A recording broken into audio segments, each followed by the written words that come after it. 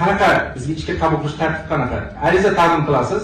Keyin sizdan tegishli hujjatlar, mana o'zi prokuratura organlarida xizmat o'tash tartibi to'g'risidagi nizom bor. O'sha nizomda belgilangan nimalar bor, hujjatlar bor. Bu hujjatlardan tashqari siz sog'lig'ingiz shu tizimda prokuraturada ishlashga monelik qilmaslik kerak. Sog'lig'ingiz shunga javob berishi kerak.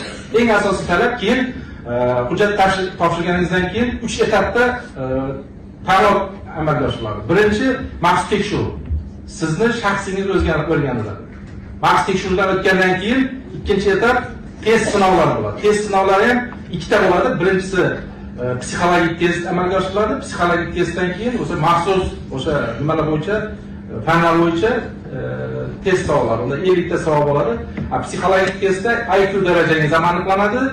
Qolaversa o'sha psixologik holatingizdan test yordamida psixologlar siz mana test yechasiz, sizni psixologik holatingizni nima qilib beradi. Bu lekin to'sqinlik qilmaydi. Agar siz nima deydi, o'sha talabga javob beradigan bo'lsangiz, test topshirasiz. Testda 50 ta savol bo'ladi. Har bitta savolga 2 balldan qo'yiladi.